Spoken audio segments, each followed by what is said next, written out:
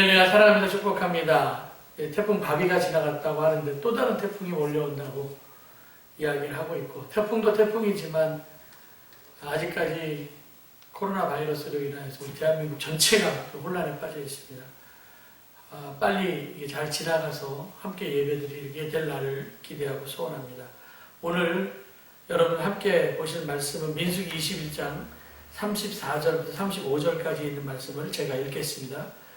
여호와께서 모세에게 이르시되 그를 두려워하지 말라. 내가 그와 그의 백성과 그의 땅을 내 손에 넘겼나니 너는 헤스본에 거주하던 아모리인의 왕 시온에게 행한 것 같이 그에게도 행할지니라.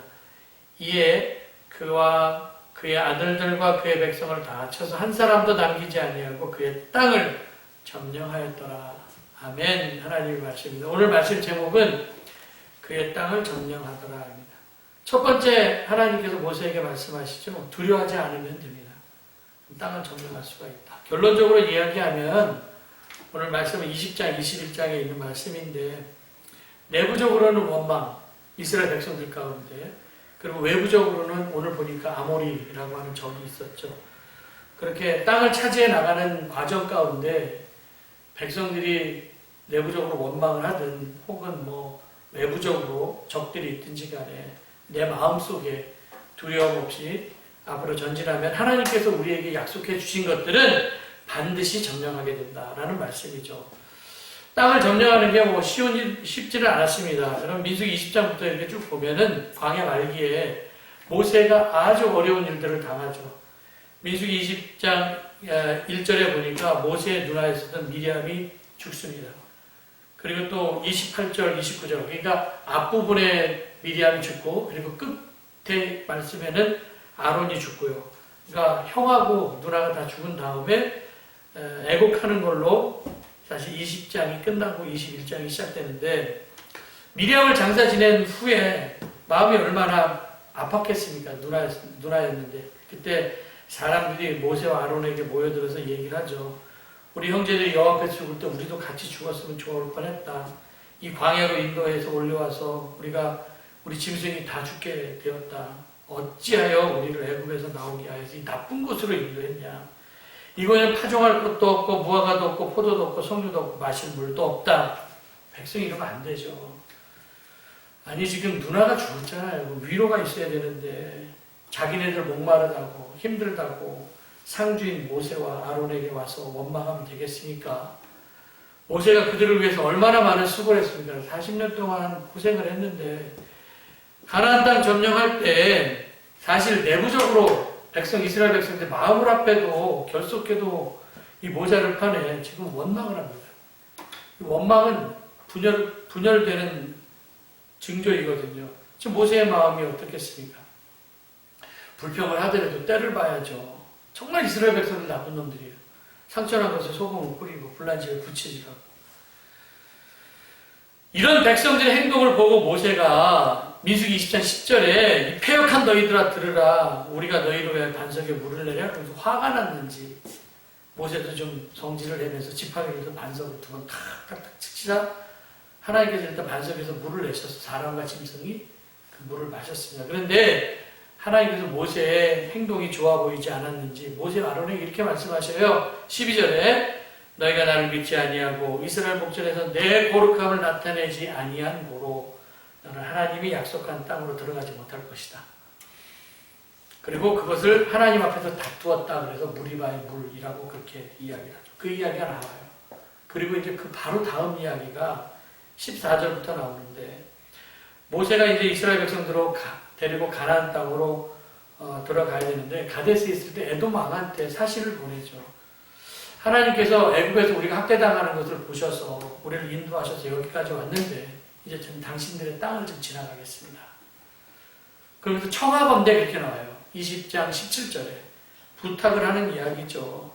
우리가 당신 땅 지나갈 때 밭으로도 지나가지 아니하고 포도원도 안 건들고 운물물도 마시지 않고 그냥 왕의 큰 길로만 가겠다라고 부탁을 했는데, 에돔 왕의 대답이 안 돼 이거였어요. 못 지나가 이거예요.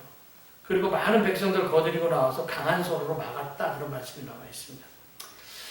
그래서 에돔이라고 하는 나라는 형제 나라였었기 때문에 그래서 싸우지는 않고 우회 길로 가는데, 그게 이제 우회 길로 가는 이야기가 오늘 우리가 본문 읽었었던 21장에 나와 있는 얘기예요. 그리고 이제 그 뒤에 20장 마지막 부분에 아론이 죽는 얘기도 나오죠. 21장에 보면 아모리 사람의 이제 길로 가게 되는데, 에돔 길 피해서 아모리 왕 시온이 있었고 바산 왕 옥이 있었습니다. 그래서 에돔 왕한테 이야기했었던 것처럼 모세는 싸울 생각이 없었어요. 왜냐면 거기는 모세가 정착해야 될 땅이 아니었거든요. 요단강 건너서 가나안 땅에 가야 되기 때문에 지나가는 땅이었기 때문에 싸우려고 생각하지 않았습니다. 정중하게 부탁을 하죠. 똑같이 21장 21절 22절에도 보니까 당신들 땅 지나가게 해주시면 우리가 밭에든지 포도원에 들어가지 아니하고 우물물도 마시지 아니하고 왕이 큰 길로만 지나가겠다고 에돔 사람한테 얘기했던 것처럼 똑같이 이야기를 합니다. 근데 아모리 왕 시온이 얘기를 하죠. 안 돼! 또 얘기합니다. 근데 에돔 사람들하고 싸우지 아니하고 아모리 사람의 안 된다라고 하는 그 말을 듣고 이제 모세는 그들 아모리 사람과 이제 싸우기 시작합니다. 전쟁이 벌어지죠. 그래서 성경에 보니까 그들을 무찌르고 아르논에서부터 야복강까지 점령하여서 암몬 자손의 경계까지, 그러니까 모압 땅도 통과해서 거의 암몬 자손의 경계까지 왔다, 그렇게 말씀하고 있어요. 25절에도 보니까 모든 성읍을 빼앗았다. 그리고 이제 32절에 야셀 땅을 야셀을 정탐하게 하고, 그리고 오늘 말씀했던 것처럼 모세에게 말씀하시 두려워하지 말고 그 땅을 점령하라. 그래서 아모리 왕 시온과 바산 옥을 정복해서 요단 동편 땅을 정복했다라고 하는 얘기가 오늘 민수기 21장에 나와 있는 얘기입니다. 아까 잠깐 말씀드렸듯이 민수기 20장 그 뒷부분에 아론이 죽는 얘기가 나오는데, 아론이 호르산에 올라가고 자기가 입었었던 옷을 자기 아들에게 입히죠. 그리고 아론은 120상, 외우기 쉽죠. 1, 2, 3. 호르산 꼭대기에서 죽습니다. 여러분들, 민수기 20장은요, 모세의 생애 가운데 가장 슬픈 사건을 기록하고 있어요. 미리암 죽고 아론 죽고 무리바에서 백성들이 막 원망하고 다투는 이야기가 나오고, 또 모세가 또 성질내서 가나안 땅 들어가지도 못하고 40년 동안 개고생하면서 말 안 듣는 이스라엘 백성들을 광야 생활 가운데 인도했는데 자기는 가나안 땅 밟지 못하니 얼마나 또 이거 슬픈 얘기입니까? 그래서 민수기 20장 참 슬픈 얘기가 있어요. 형 죽고 누나 죽고 원망하고 자기는 못 들어가게 되고, 내부적으로는 슬픔이 장애물이고, 또 우리가 앞으로 땅을 점령해 나갈 때에는 에돔도 막혀 있었고 아모리나 혹은 바산 그 길을 지나가야 되는데 그것도 장애물이죠. 근데 장애물이 있다 할지라도 거쳐가야 되는 곳인데 지나가야 되지 않습니까? 그들의 방해 때문에 그 당시 고난 같았어도 하나님께서는 그래도 그들의 땅을 점령해 들어갔기 때문에 요단 동편의 땅도 얻어서 나중에 땅 분배를 받을 때 므낫세 반지파와 갓지파와 루벤 지파가 요단 동편에 땅 분배를 받게 됩니다. 그래서 저는 시각이 굉장히 중요하다고 생각합니다.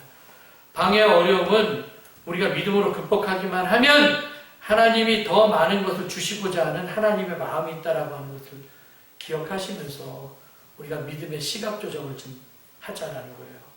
1997년도에 저도 몸소 경험을 했습니다. 그때 제가 필리핀에 있었을 때였기 때문에 우리나라에 IMF 경제 위기가 왔거든요.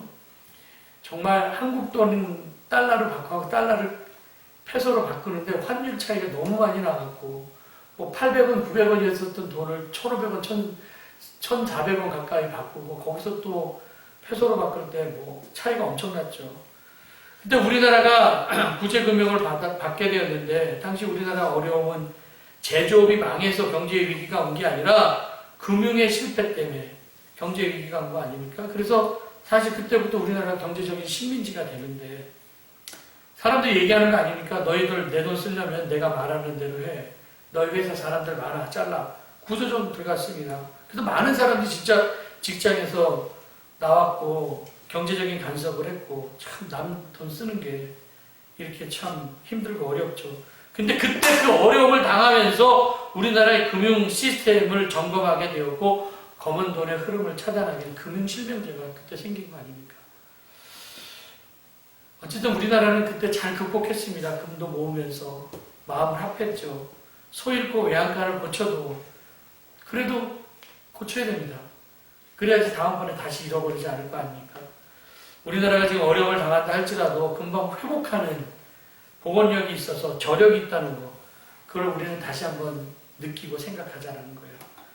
장애물 때문에 전략이 생기는 거고, 뭐 수비나 골키퍼가 있어도 골 넣는 건 당연한 거고, 아모리 사람의 방해가 하니까 정복하고 들어가면서 땅 차지하는 것이고, 그리고 또 가나안 땅에 들어가기 전에 여호수아는 가나안 땅에 있었던 뭐 왕들의 이름이 33명이 나오는데 33명의 왕들과 싸우면서 7년 동안 정복 전쟁을 하는데, 이미 모세를 통하여서 아모리 사람들 바산 왕 옥하고 싸우면서 시뮬레이션을 통하여서 가나안 땅 들어가기 전에 맷집 길러져 갔고요.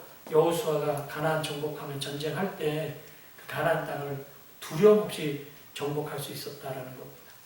장애물이 있어도 길을 찾아야 되고, 없으면 웨이메이커잖아요. 길을 만들면 된다라는 거예요. 여러분, 사도 바울이 육체적인 가시가 있었을 때 아무것도 못해 이렇게 얘기하지 않죠. 고린도후서에 보니까 그가 깨달았던 게 뭐냐? 내 은혜가 내가 족하다. 내 능력이 약한 데서 온전하여진다. 그러므로 도리어 크게 기뻐함으로 나의 여러 약한 것에 대해서 자랑하려니 이는 그리스도의 능력이 내게 머물게 하려 함이라.